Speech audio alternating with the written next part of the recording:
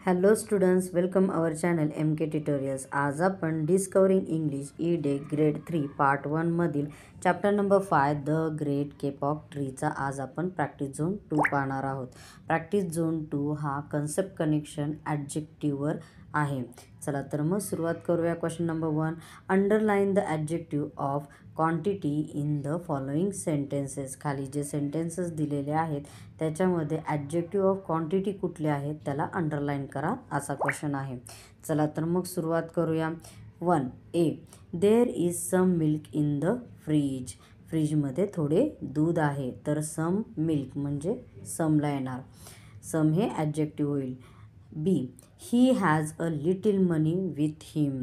त्याच्याकडे थोडे पैसे आहेत. तर काय त्याच्याकडे किती पैसे आहेत? तर थोडे. थोड्याला काय आलं? लिटिल. लिटिल हे काय आहे? तर quantity. C, a lot of water was being wasted. खूप पाणी वाया जात होते. तर काय पाणी कसं होतं? तर लॉट ऑफ म्हणून त्याला काय येईल? क्वांटिटी ॲडजेक्टिव्ह ऑफ क्वांटिटी आहे. त्याच्यामुळे तिथे त्याला अंडरलाईन येईल. D1, there is no sugar in the coffee. कॉफीमध्ये साखर नाही. आता इथे नो हे काय येईल? Adjective of quantity. कारण शुगर काहीच नाही आहे त्याच्यामुळे नोला येईल. सेकंड क्वेश्चन पाहूया.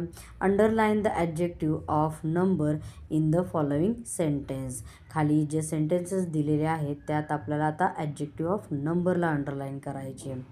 तर A1, Robin was the first boy to raise his hand.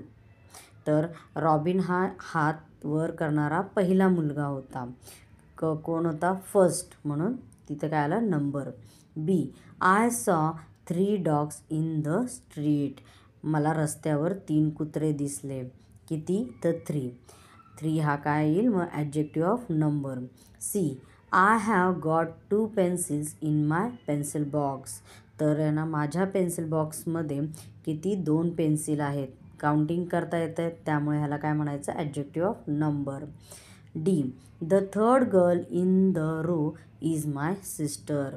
तर आहे ना, त्या रोमध्ये तिसरी मुलगी आहे ती माझी बहीण आहे असं या वाक्यात सांगितलं आहे. त्यामुळे काय? थर्ड हे काय येईल? Number of adjective. E1, many players are coming to the field.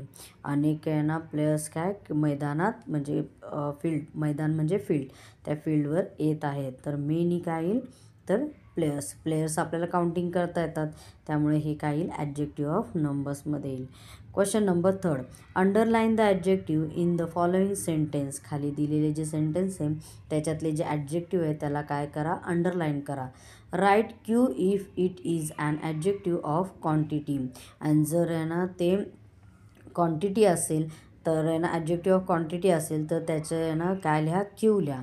And N if it is an adjective of number in the space provide. जो शेजारी आपल्याला स्पेस प्रोव्हाइड केला आहे तिथे काय लिहायचं आहे? जर ते ॲडजेक्टिव्ह ऑफ क्वांटिटी असेल तर तिथे एन लिहायचा आहे, क्यू लिहायचा आहे. आणि जर ॲडजेक्टिव्ह ऑफ नंबर असेल तर तिथे आपल्याला एन लिहायचा आहे. चला तर मग पहिला आहे ना सेंटेन्स वाचूया. Sarika gave me 5 banana. सारिकाने मला 5 केळी दिली. म्हणजे आहे ना इथं बनाना किती मोजता येतात ते, म्हणजे काय येईल? ॲडजेक्टिव्ह ऑफ नंबर येईल. म्हणून 5ला अंडरलाईन आणि स्पेस दिलेल्या आपल्याला जो हे दिलेला स्पेस तिथे काय येईल? N. B, I have a few chocolates in my bag. माझ्या बॅगेत काही चॉकलेट आहेत. पण आहे ना काउंट केलेत का? तर आहे ना तिथे काय येणार? अ फ्यू काय आहे? क्वांटिटी. म्हणून अ फ्यूला अंडरलाईन आणि रिकाम्या जागेत काय येणार? Q.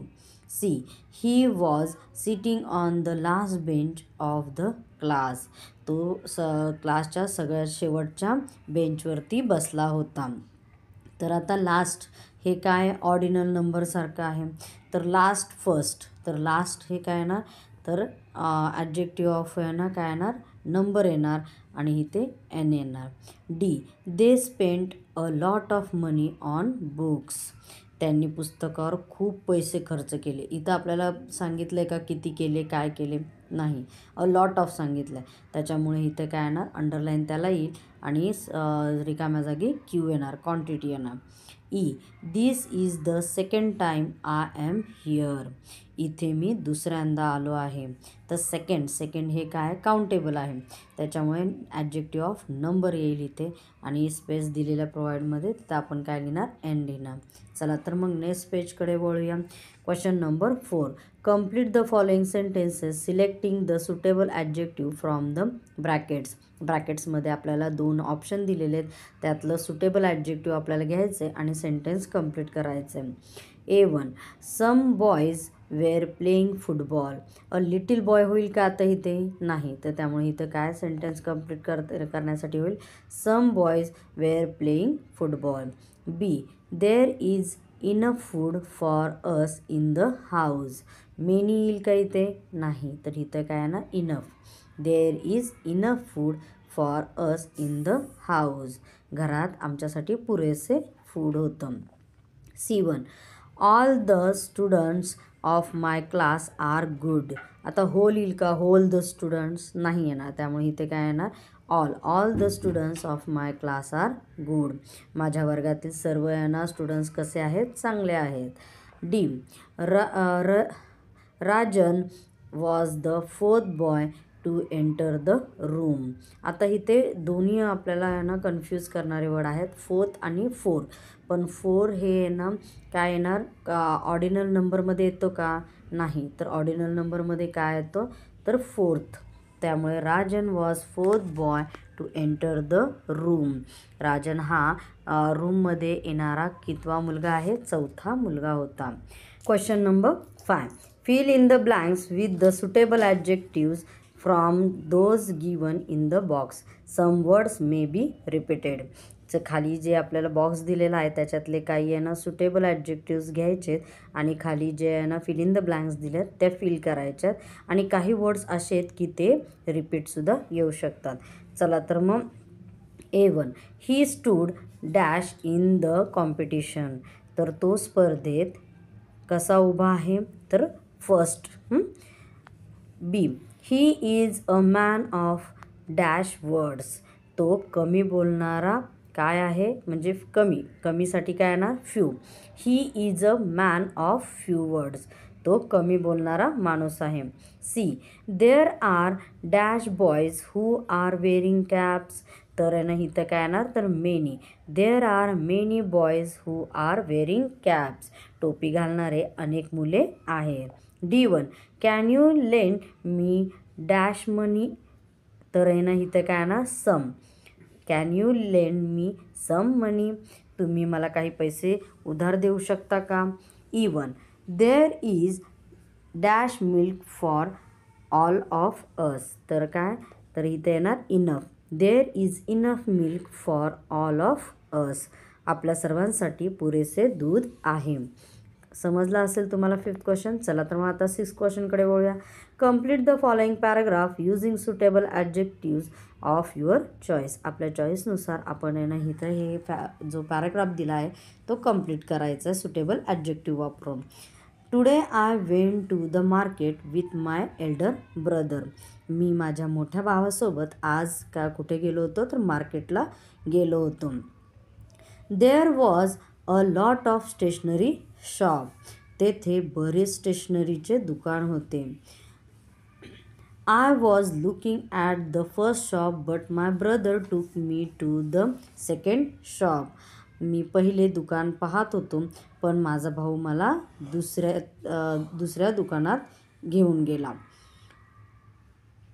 There were many counters in the shop. आणि त्या जे दुकान होतं तिथं मेनी काउंटर्स होते. The shop was owned by 2 brothers. आणि ते शॉप 2 भावांच्या मालकीचे होते.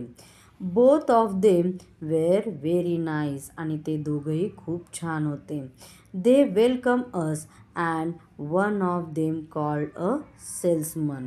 आणि त्यांनी आमचं चांगलं स्वागत केलं आणि त्यापैकी एकाने सेल्समनवाल्याला बोलवलं. ओके स्टुडंट्स, आय होप तुम्हाला प्रॅक्टिस झोन 2 हा व्यवस्थित समजला असेल. थँक्यू.